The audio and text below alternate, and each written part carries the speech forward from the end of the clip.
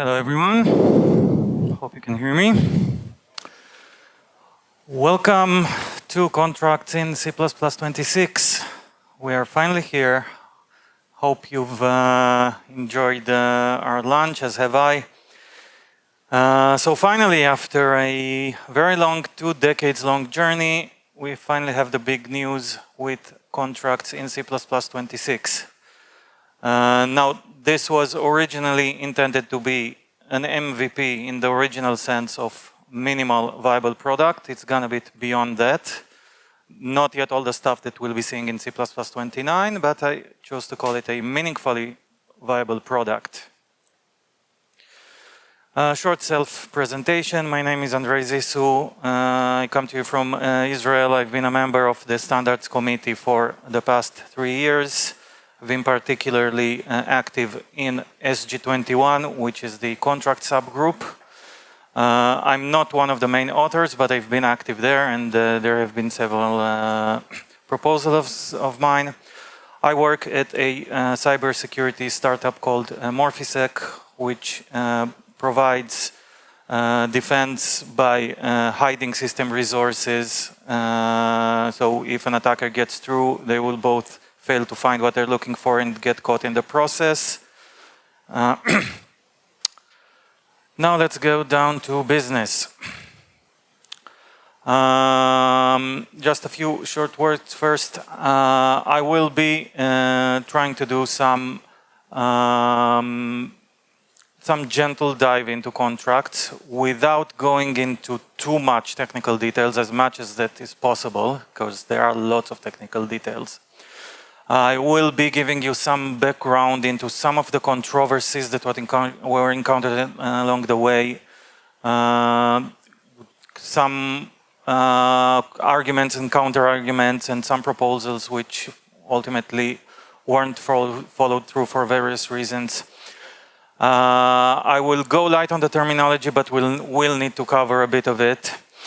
I won't be sticking to precise official terms to go easy both on you and on myself. There's a lot of theory, much of it mathematical, behind contracts. I won't be doing too much of that either. I will show you just a small part of the guiding principles which are strewn throughout P2900, which is the contract proposal, the main one which binds together all the other ones. This is what is going into C++26. And also much of this materials comes from the accompanying paper, the rational paper, that's P2899. Of course, you can look both of those papers. I think each one of them is over 100 pages, so have at it. And there would have been much more material to cover if I had more time. There's lots of it. So as to that quick terminology I mentioned, the first type of contract we have is preconditions. As you can see, a precondition, let's see, okay, how I operate this. Oh well. You can see that a precondition is made up of the pre keyword followed by a Boolean predicate. You write that Boolean expression. It's supposed to return true if everything is fine. It can fail by either returning false or by throwing an exception. Both cases are precondition violations. Now, in general, contracts are based on plain language terms, and there are also the standard terms which are introduced by P2900, that's the official terminology, and then you have the keywords which implement all this. So here we have precondition as the plain language term, and then we have the precondition specifier, which is the pre-keyword followed by the Boolean predicate. Similarly, we have post-condition specifiers. Here we have the post keyword. In most ways, it is similar to what we've seen with preconditions, except that we can also inspect the returned value. We can name it any way we like. We add the semicolon, and then we can access it. You will notice here there is a function with two parameters. One of them is used in the post condition, and it's marked const. This now is important. We'll get back to it later. So we've seen preconditions and post conditions. They have a collective term, which is contract specifiers, which is short for function contract specifiers. I will keep calling them pre and post. That's easier and faster. So the third type of contract is the contract assert. Contract assert is the keyword. The terminology is assertion statement. As you'll see, when we refer in terminological terms to all three of them, they are called contract assertions. That's pre, post, and contract assert taken together. Contract assert itself is assertion statement. This is a bit confusing, but at the moment it is what it is. Contract assert is the one thing that's supposed to be the direct successor of C assert. There are some differences, mainly improvements, we will see later. Contract assert can appear anywhere a C++ statement can in your code itself. Pre and post are applied to function declarations.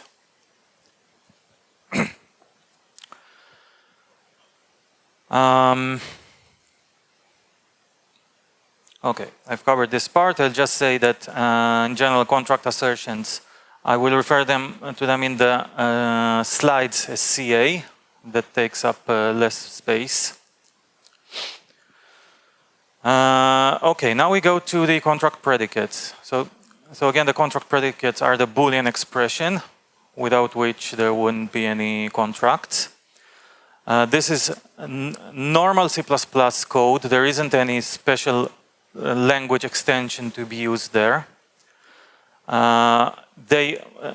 Strictly speaking, they must be contextually convertible to bool. So they could be returning some type that is implicitly convertible to bool.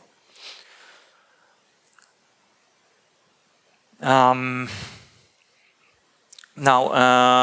there's a bit of I wouldn't say overlap. It could be a bit of confusion between the meaning of contract assertion and contract predicate.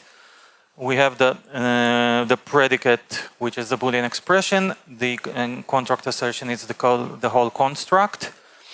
When we speak about it, we can often mix and match them. Normally, they basically behave the same. Sometimes they don't, since, for example, in the strange world of contracts, as you'll see later, we have ignore semantics. When such a semantic is active, the contract is not checked. So the predicate is not evaluated. But logically, the contract assertion is evaluated. Its evaluation under ignore semantics consists of doing nothing, which is almost correct, as you'll see also later.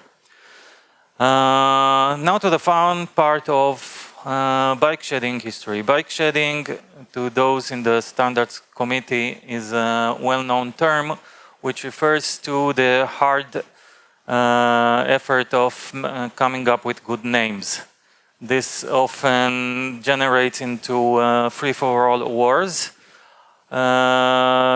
Some people don't see its importance, but this is actually very important because all of you are going to be living with those names for hopefully quite a while.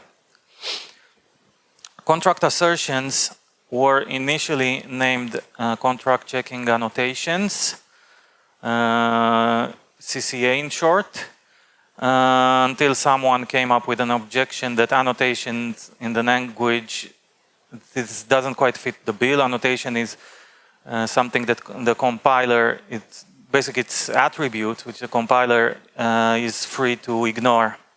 And we wouldn't want contracts to be ignorable. So annotations were out, and we started looking for some new terminology. My contract clauses also got objections, and we wound up with those contract assertions. That was the easy part. The real hard part and the more important part is what keyword to use for the successor of C-asserts.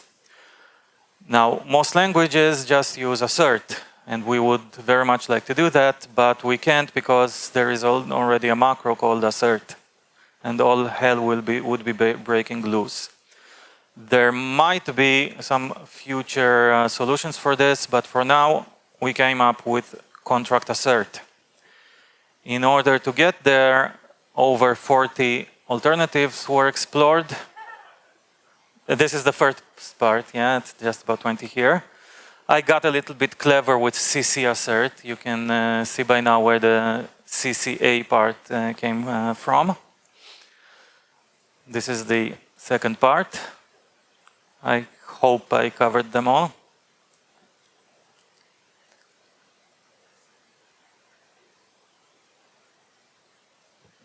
Okay.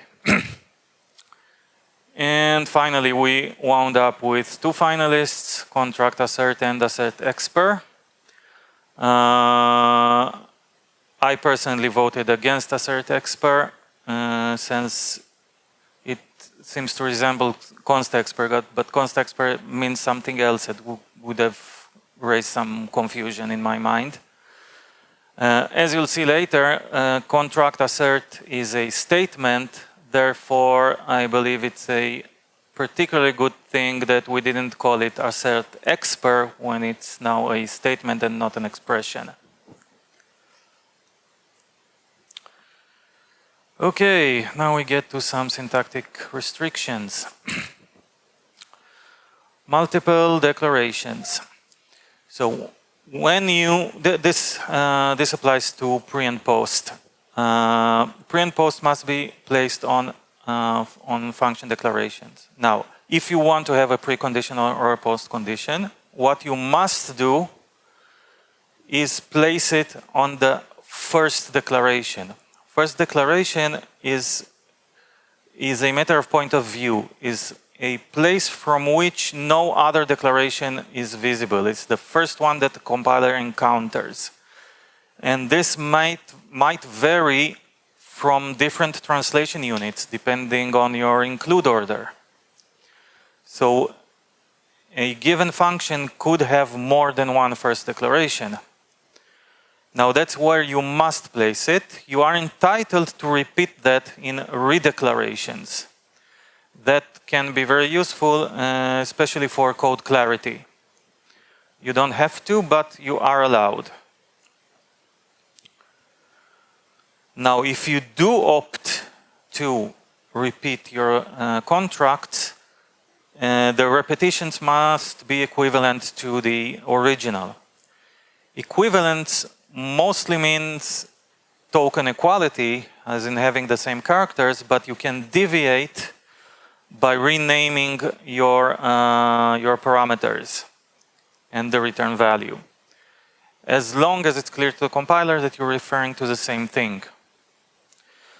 In addition, if you opt to repeat your pre and post, then they cannot contain lambdas, because as the language works, every appearance of the same lambda code, even if it's equal token for token, it creates a new type, and that breaks the equivalence. Now, for our first example, we have here a well-formed example where we have a repetition which uses a different name for the parameter, but you can see it's the same parameter, so this code is well-formed. I hope this is still visible. Here we have an ill-formed example. You can see we have in the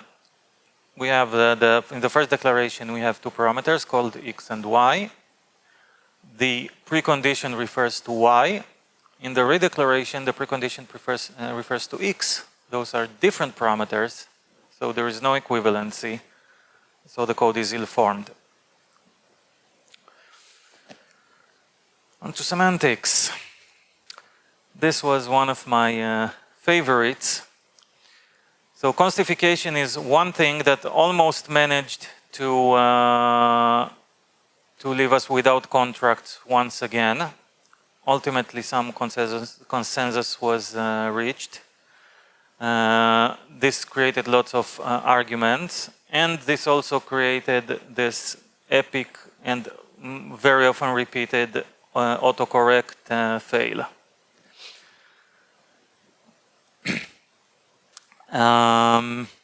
Yeah, it was a great opportunity to see who is who doesn't read their emails carefully enough before sending to the entire reflector. Now, in terms of motivation, there are several paths. First of all, for catching bugs. Now, there is a very often happening bug with C asserts that you just write one equal sign instead of two equal signs, and then you might mutate things out of your assert statements. And of course, we don't want asserts, either C asserts or the new contract asserts, modifying our program behavior. Additionally, and to some extent this has been some kind of point of contention, there is the issue of side effects. This is not as erroneous as forgetting to put in that second equal sign, but there is a matter of destructive side effects. As you can see, this is the first time I'm showing a principle from P2900, which says that we don't want programs to have destructive side effects. Destructive side effects are something that changes the correctness of your program. Basically changes the behavior.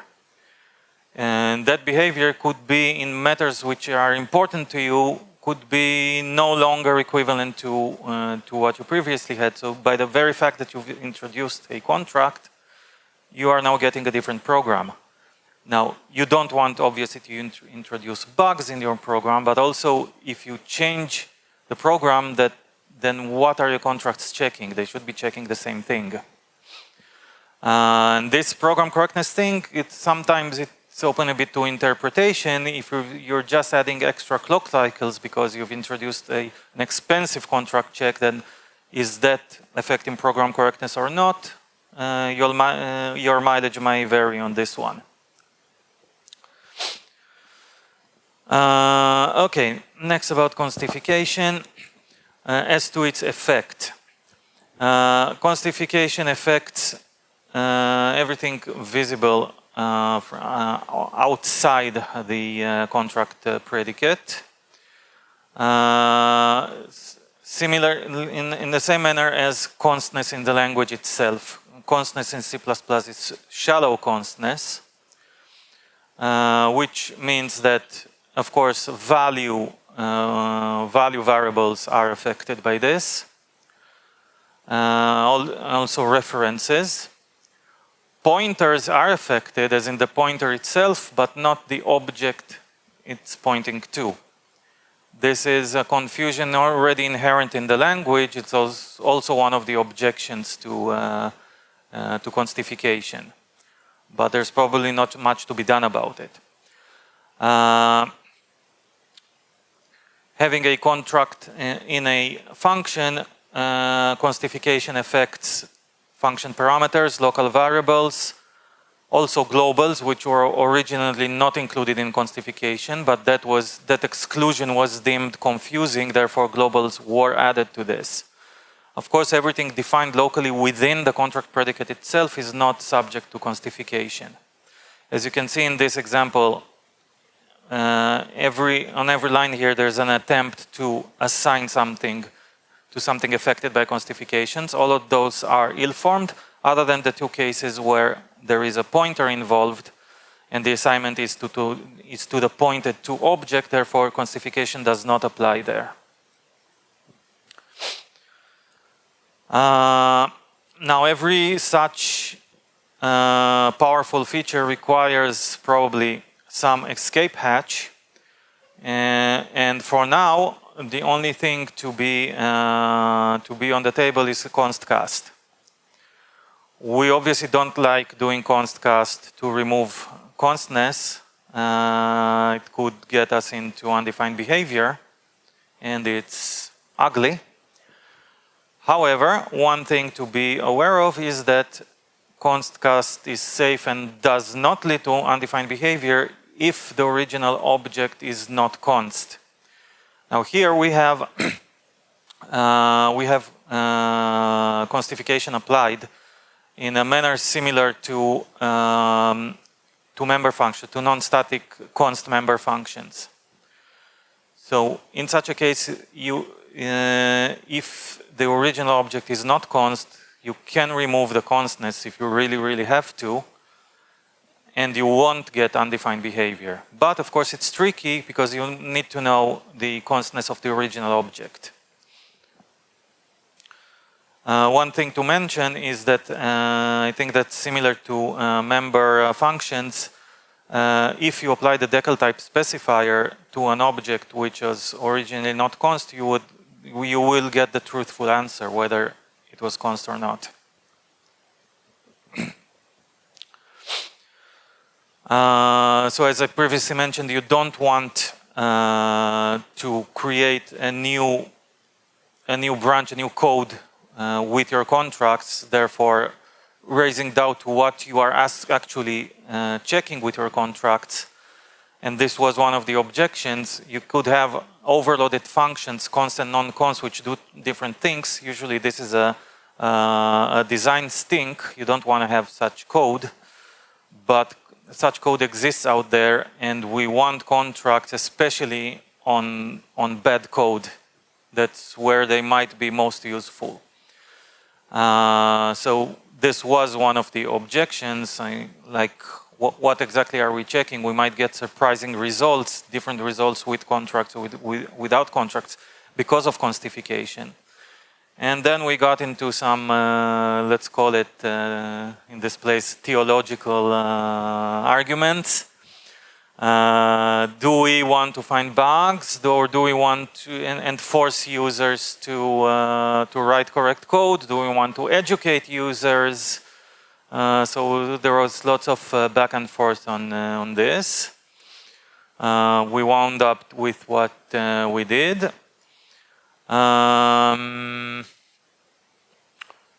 Okay, I've covered these parts. We do want to catch side effects and to discover those mistakes in the original C asserts with that equal signs.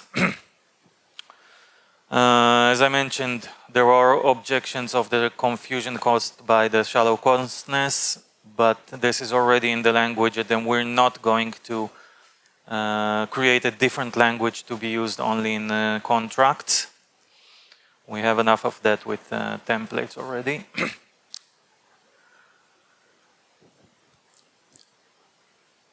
Now, we do have to deal with real-life concerns. And in real life, we have things, you can start with the reasonably easy to deal with things like the map indexing operator. This is one of the things that you must experience when you start programming in C++ and get traumatized by some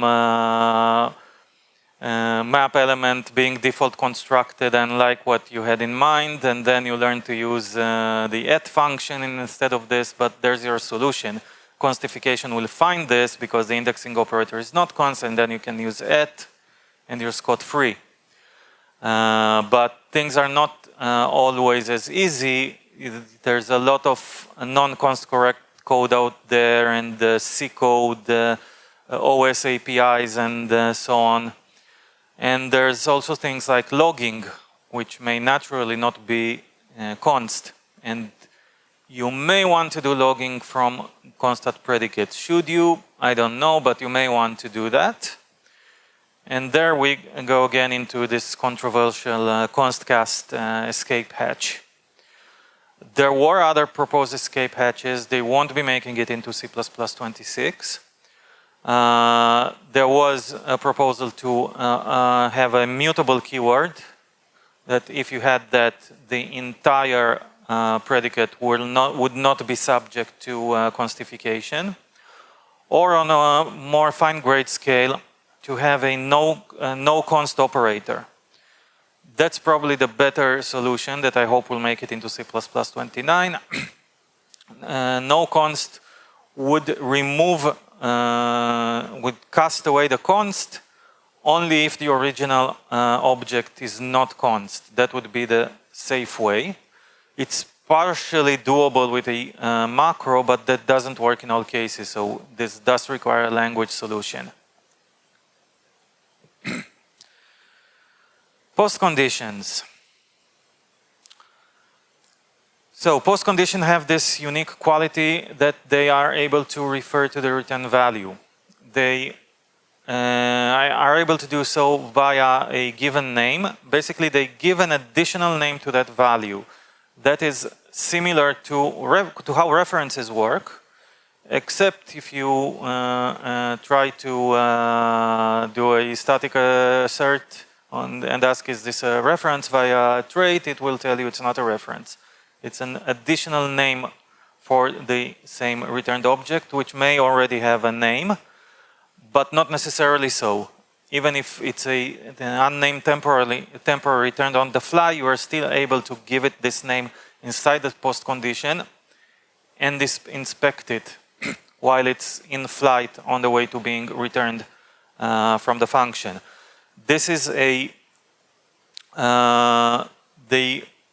first time we have a universal way of referring to those returned objects in all cases. Up to now, if you wrote a class and returned an instance thereof, you could write a constructor and do your own handling, but this of course doesn't apply to all cases, and now you do have this kind of solution.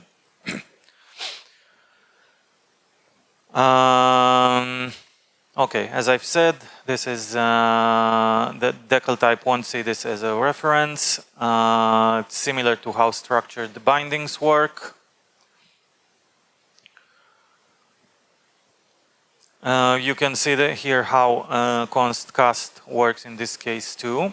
Now, the one thing to be mentioned is that even if you are returning into a const variable, the const cast will still be safe. Undesirable, but safe.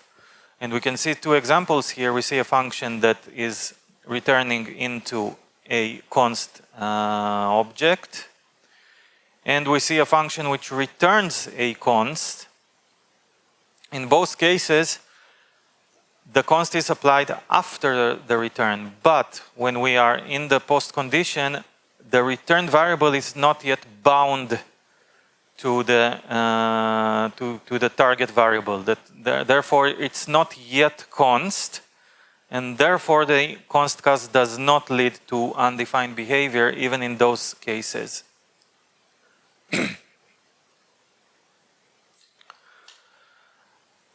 Okay, now to that to by value function parameters, as hinted before. If you have a post condition which consumes, or in technical terms ODR uses, a function parameter, a by value function parameter, that parameter must be defined const. This is the first time in the language, since normally const by value parameters, the const is meaningless, the const is not part of the type system, but now it becomes important, because otherwise having this kind of post conditions would be meaningless and impossible to reason about, because you have such a the post condition basically references, as if by reference, those parameters, and it would be meaningless for them to change during the execution of the function. So they must be prohibited in this way, that you must have this explicit const, and it must be present on all the function declarations, the first one and the rig declarations.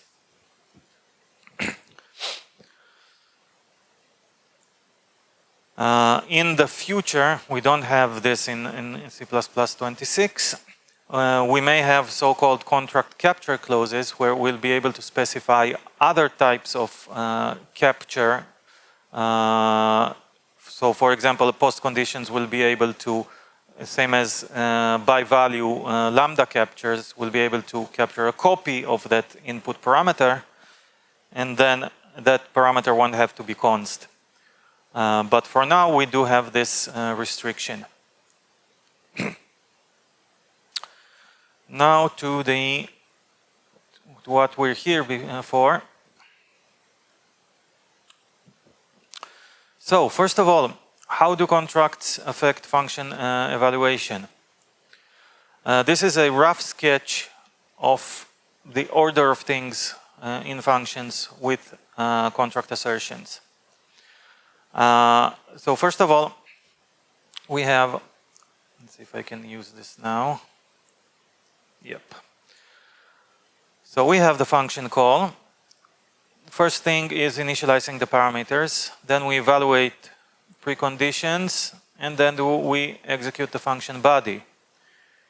If the function body has contract asserts, as in assertion statements, we of course evaluate those when contract flow reaches them. Then we initialize the result object, and we destroy the local variables. Then we evaluate post conditions, then function parameters are destroyed, and only then is the result object bound to the target variable. This is where const applies. Now, this order was designed so as to satisfy some requirements out of contracts. We want pre and post to see the function parameters, and they are nested in the scope of the parameters. We want the result object to be inspected by post conditions before it's bound to the actual ultimate object.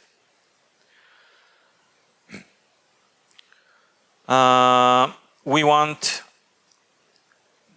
the post conditions also to have visibility into local variables. Therefore, local variables are only destroyed after post condition evaluation. Also, one thing to note is that post conditions are only evaluated on normal exit, meaning not on exceptions. In the future, there will probably be a way to do that with exceptions too. That's in the future.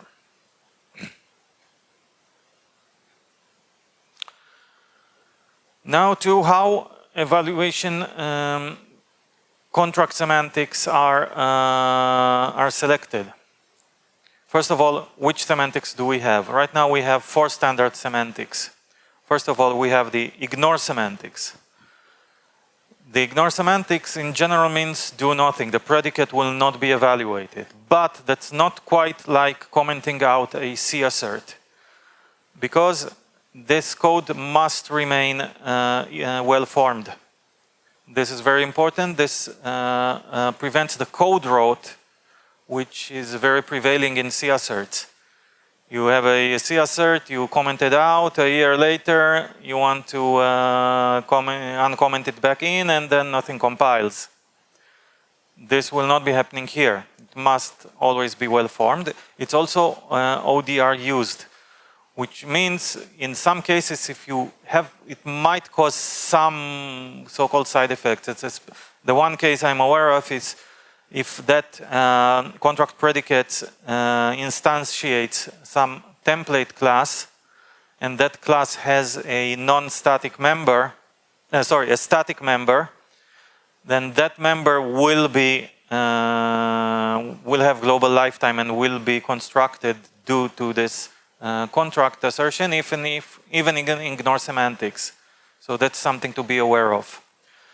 In terms of classification, we have the ignore semantic, then the other 3 are checking semantics. They're the one that actually evaluate their predicates. Then we have the observe semantic, which is your opportunity to log stuff, and then, well, we'll talk about violation handlers later. And then we have the terminating semantics, which means the program will terminate. We have the enforce semantics, which calls that violation handler I will describe later, and quick enforce, which just terminates straight away. Now, what exactly happens during those violations? If we are at runtime, since contracts where appropriate can also be evaluated at compile time, in observe semantics we invoke the violation handler, and then if it returns normally we continue executing. Enforce semantics invoke the violation handler and then terminate. On normal return there's an escape hatch, we'll see soon. Then we have quick enforce, which is designed to guarantee termination and leave as small a blueprint as possible on code size. At compile time, there is less variance here. Observe semantics will issue a warning, and both enforce and quick enforce will make the program ill-formed. Of course, ignore is ignore. Now to how those contract semantics are selected. This was left to implementations. It's implementation defined, different compilers, different build chains, different platforms will have different needs. Therefore, it is not specified.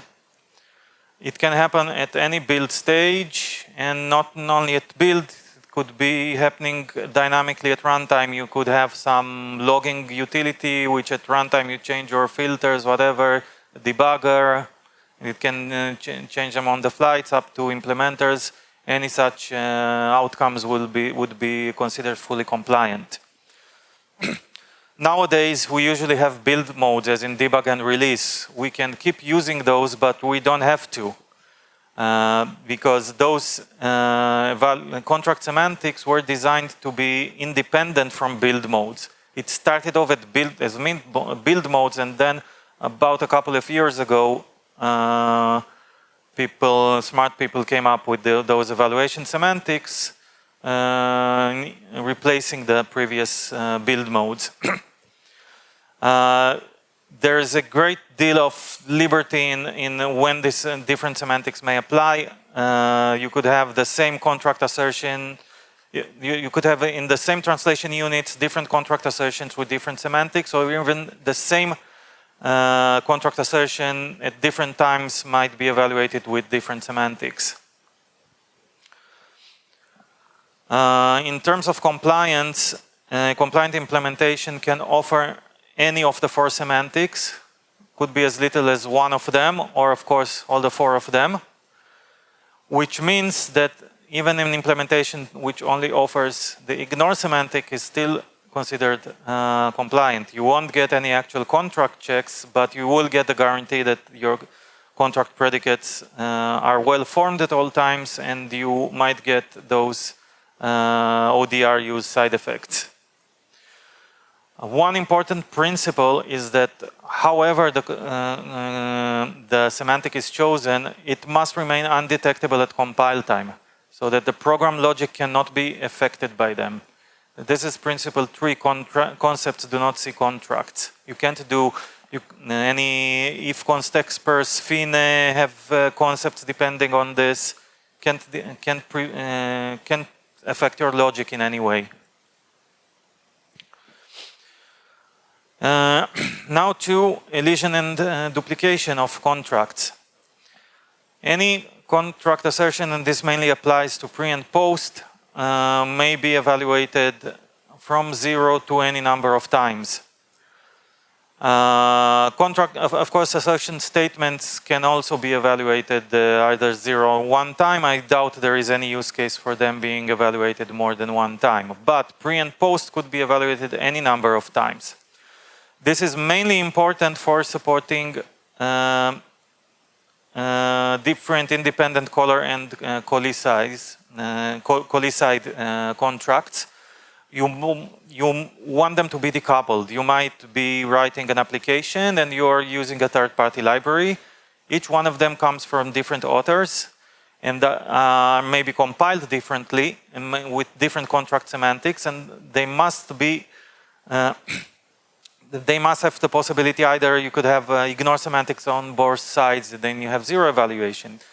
You could have each side evaluating one time, then you get 2. As it turns out, there could also be more because some people want to be able to weed out side effects, and it's most useful for that to be able to have many repetitions. So everything is permitted. The requirement from implementations is to have some upper bound. Just pick one and state it. And it's highly recommended that they allow users to configure the number of repetitions and have one single evaluation as the default. Elision could mean skipping the contract assertion. That could happen either if it's already been evaluated at compile time, or if it's meaningless because it can already be proven to be correct. In this example, if you've already checked that x is greater than 1, you don't also need to check that it's greater than 0. It's already implied. Provided that you've evaluated the first contract assertion with a terminating semantic, which is what guarantees that if it does, if you get a contract violation, you won't reach the second one. There's also some limitations. Any such predicate cannot contain throw, long, jump, or terminate, because obviously if you skip that, you affect program behavior. Elision could also mean rephrasing the predicate to something equivalent. If the compiler can prove that it has a presumably cheaper alternative, it's allowed to do this kind of replacing. As long as it covers all the well-behaved cases in the original expression. If you had a well-behaved case, you can't change it with undefined behavior. If you had already undefined behavior for a given input, then it's fair game. Also, existing side effects may either be completely eliminated or preserved. No middle ground here. It would be messy. And of course, no new side effects. We've seen already principle 6. We definitely don't want new side effects being introduced by this. Now to the contract violation handler I've previously mentioned. First of all, it's a function. It's a function. It must be named handle contract violation. It must be in the global namespace. It has a single argument, which is called contract violation, of course. It returns void. It may or may not be no except. This is the class. We have the first field is the comment that would normally be your source code. I personally got overruled when I asked for this to be guaranteed overridable by users, since there might be some security concerns in having your source code included in binaries because of contracts, but the expectation is that tool changes will actually provide this. The second field is how we got here. It's either that the predicate returned false or that an exception was thrown from the predicate. In the second case, we will get a pointer, an exception PTR, so we can examine and also rethrow that exception. The next field is terminating, means if the contract violation returns normally, will we be terminating. That applies basically only to enforce semantic, since we won't be getting here in ignore semantic, and neither will we with quick enforce, which doesn't invoke the violation handler. Assertion kind is obvious, pre, post, and assert. Source location, you're already familiar with that. And evaluation semantic more or less gives you the same information as is terminating, because you can either have in practice observer and enforce semantics, but there could also be custom semantics added by implementers. They're allowed to do that, so it could have additional values.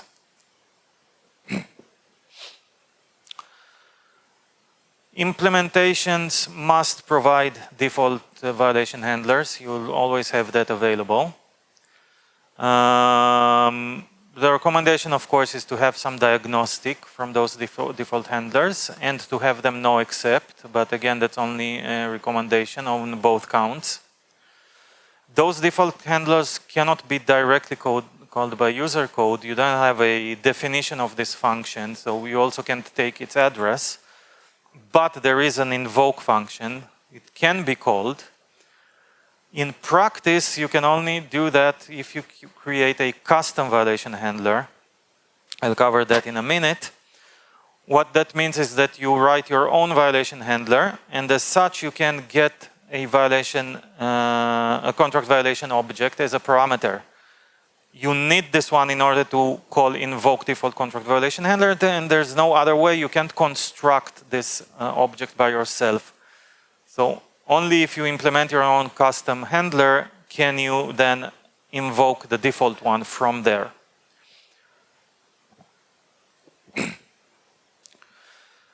Now, if you write a custom violation handler, you employ a mechanism which is similar to how global operators new and delete work. They are considered replaceable functions, which means by the very fact of providing a function with the right name and prototype, you automatically replace it. For any normal function, if you try to do this, you would fail to link due to ambiguous symbols, but in this case you can do this. You must provide the same name, parameter types, and return type. You can diverge on the matter of no except, which is the reason why this function is also not available in any of the standard library headers.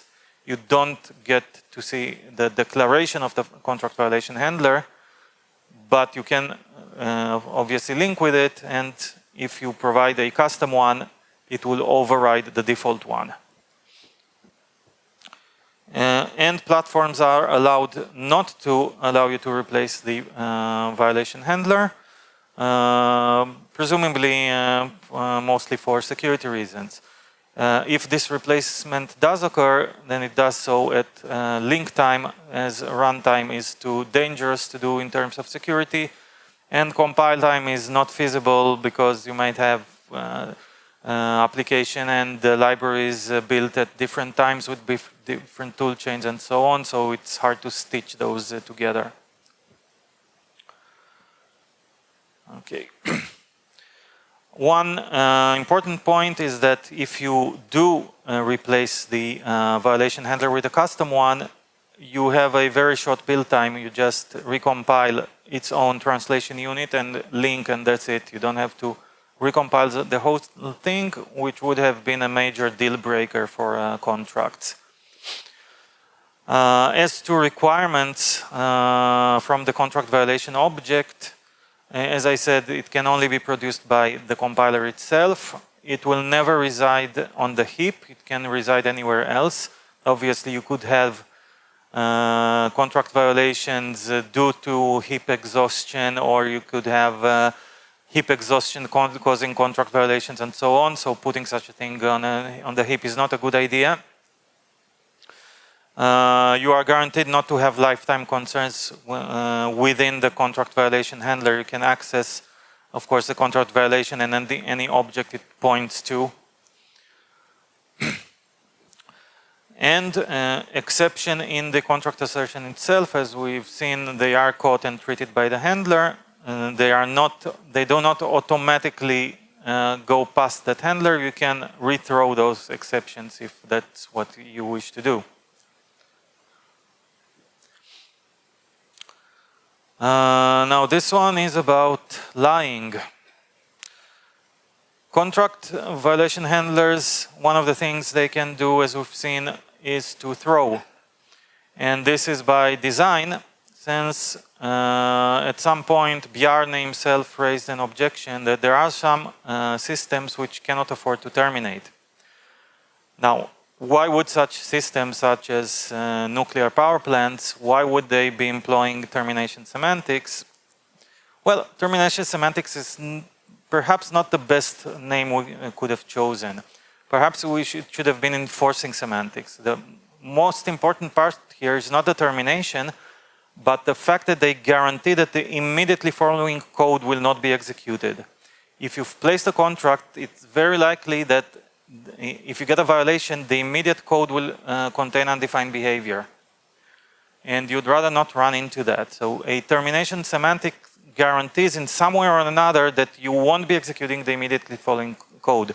You will either be terminating or, and this is our escape hatch, there's actually two of them, you could do a long jump or you could run exception. If the exception is caught and doesn't encounter any no except barrier along the way, then you're scot-free and you can continue executing at a higher level in your call stack, obviously. So this is a bit weird.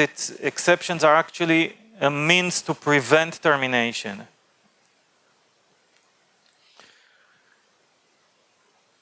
Hello, Mr. Kirk. We do have a prime directive here due to this. As you know, the prime directive was about not interfering with native civilizations. In our case, it's not interfering with the original code. This is the directive of contracts. Contracts are not allowed to affect your program behavior, especially not when they are in ignore mode. But here we have a problem. We've just seen that violation handlers may throw exceptions. So the question is, what does this return? No except contract assert false. Obviously, if we have a throwing violation handler, this could throw an exception. But by the very fact of adding this contract, if we change what no except operator returns, so we are affecting program behavior. So which do we choose? Do we lie or do we abide by the prime directive? So yeah, this was a long argument. In most cases, we choose the ill-formed path. We can't decide on something yet. You make it ill-formed, and we'll decide on it hopefully later. For now, you can't write any kind of this kind of code. So anything we decide later would be backward compatible. In this case, a more creative solution was reached. You remember I said that assertion statements are assertion statements. They're started off as assertion expressions, which means they are now a little bit more limited than C assertions. Since they are a statement, you need to have the entire statement, not just a sub-expression. This gave indirectly made contract no except contracts assert false ill-formed and solved our problem. This limits usability just a little bit, but it's very easy to go around this via immediately invoked lambdas, as you can see in this example. If you need to, you shouldn't need to too much. So, on our final note, as you can see, we are finally getting contracts. They will be even more extended in C++29. It took a full 2 decades, and let's think even 1 more year by now. You can see there are lots of different design considerations, and this is just a small part. Same as the language itself, there are lots of details. Normally you won't care about most of them on a day-to-day basis. You might, for example, if you need to write those custom violation handlers. If you need to, of course, same as the language, you have a very rich tool set. And, enjoy contracts. I do want to thank my 2 reviewers and the 2 main figures behind the contract effort. Timur Dumler, the vice chair of SG21, and Joshua Byrne, the Bloomberg guy who drove this entire effort. Many thanks for them, both for contracts and for reviewing my slide deck. Thank you, and I hope we have a couple of minutes for questions.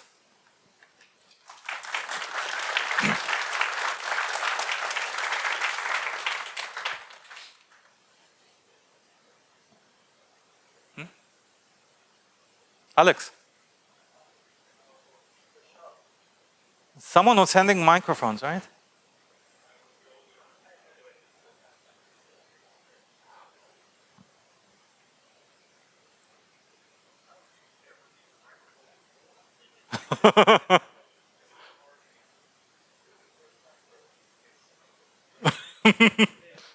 It's also a first time. Hey? Oh, yeah. Now it works. So, great talk. You know that I'm against that, right? Against contracts. I voted against them. That's fine. You're in violation of contracts, yeah. But I have a question. After showing everyone all these quirks and all these problems with contracts, wouldn't you think that it is better to do a TS instead of putting it into the language and creating a huge mess for everyone else? I don't think it will be messily adopted because of all these quirks, and it will do violation, and people will write ill-formed code that will create a lot of problems for them. It's not making your program safe, in my opinion. It will make more undefined behavior right now. So what do you say? Well, obviously, I don't quite agree. Much of this can be said about so many other features in C++. So, you know, there are two camps. If you read the Reddit, you're probably going to see about equal amounts of people saying the committee is moving too fast, as to the number of people saying the committee is moving too slow. So same here. You do need to take some risks. I was part of this long argument about whether or not to do a TS. And my opinion was that we've been at it for 2 decades. We need to push this, and we need to take some risk. And there's also the security implications. There's the US government breathing down our necks. So some risks need to be taken. It doesn't appear to me that the most basic usage of contracts is so hard to grasp. And there will be improvements. It's got to start somewhere. Yeah, but another point was that, you know, we want perfection, and this perfection cost us contracts in C++ 20. They were already in, and they were taken out at the last moment. So you got to take this step at some point. Hey, thanks for the talk. Are there any differences between contract assert, like assigning the return type to a variable during contract asserts, and the post conditions, apart from what they capture? Like the post conditions don't have access to the function body, like the variables in the function body, it only has access to the inputs. But I can imagine a lot of use cases where if the assert fails, we want to log something in the function body. So apart from what they have access to, is there a difference between having a contract assert at the end of the function body versus the post conditions? Post conditions in particular. Well, you do have the ability to inspect return values. As you said, contract assert does have access to local variables. And there is the matter of the number of evaluations. Contract assertion, the assertion statements are very likely to be evaluated either 0 or 1 times. Pre and post could be evaluated more times. So they are more prone to issues if you have side effects. So it seems like the contract, like if you assign the return type to a variable, the contract assert seems to be superior to the post conditions. They are meant for different things.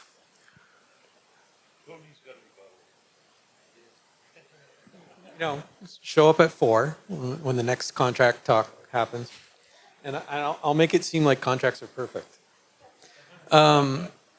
a post condition, the compiler, like provability theorems. If I have a post condition on a function that says, I return x, it's always greater than 0, and then I pass that x to another function as a precondition, that x must be greater than 0. Ooh, I see the post condition and the precondition match. I don't only have to check the precondition. And then you can start building provability throughout your code.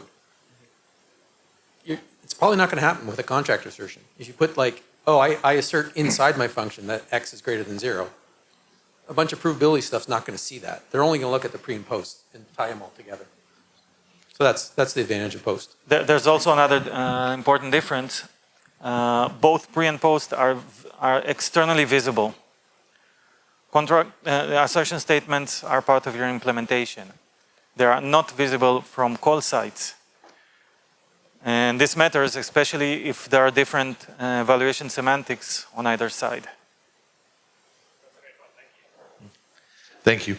I haven't really bought into the contracts yet, and I think it's actually going to potentially backfire on the standards, because so many people are going to say, well, we now have contracts, I don't need to do unit tests anymore.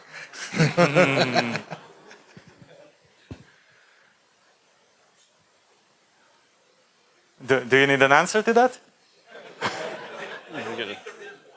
I think there are some people who see this as nicely coupled together.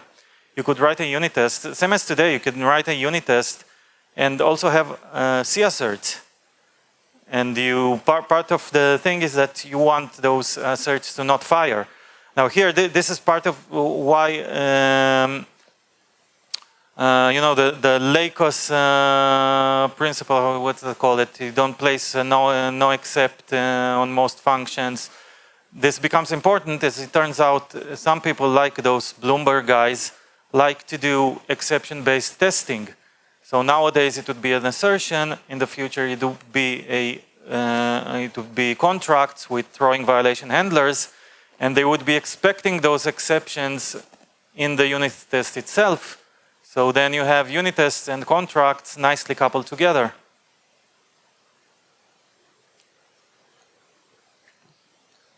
So you mentioned that sometimes you can check contracts at compile time, right?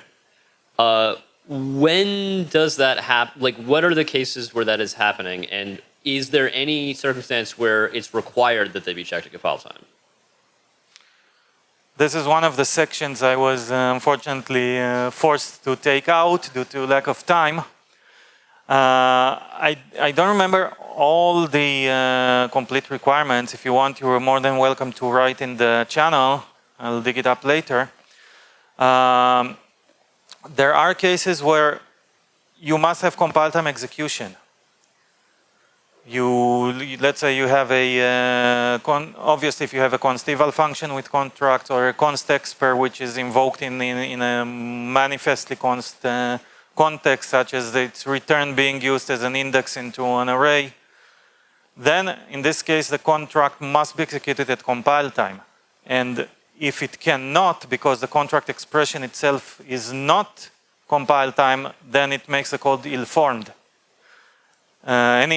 Basically any code that might be executed nowadays at compile time, but can also be executed at runtime, if you have a contract which forces that code to become runtime, that's also ill-formed because it affects the program.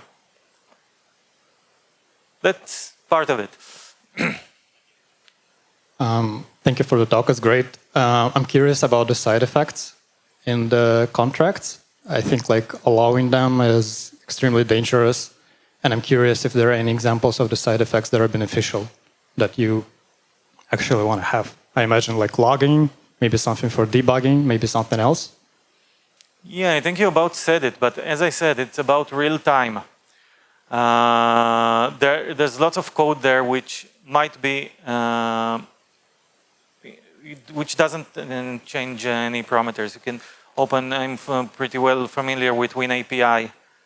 It has very little const correctness. There's lots of functions which are documented as not changing their parameters, yet they are not const.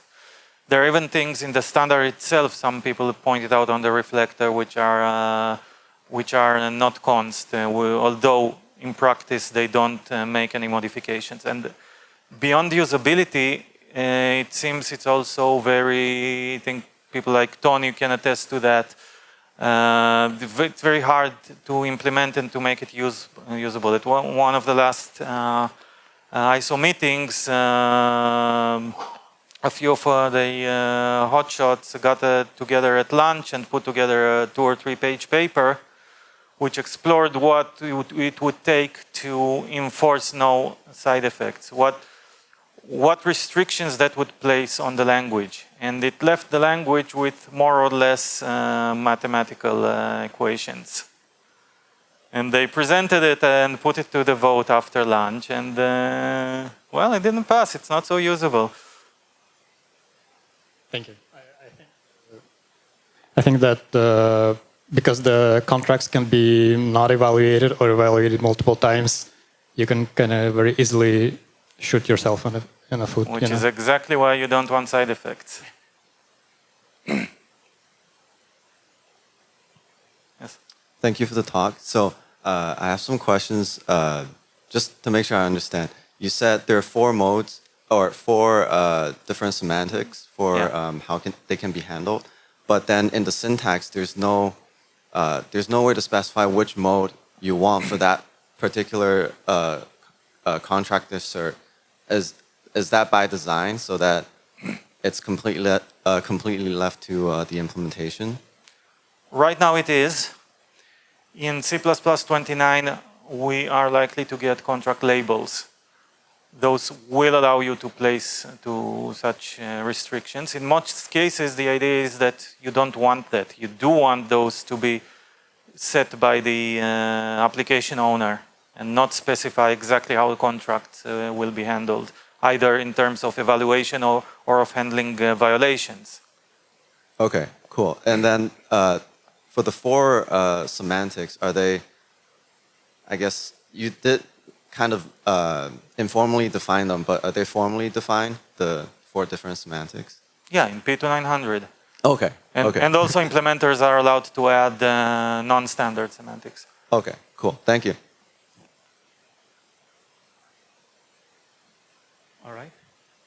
All right. If there are no more questions, let's thank our speaker. Sorry, there's one more. Yeah, we have time for one more question.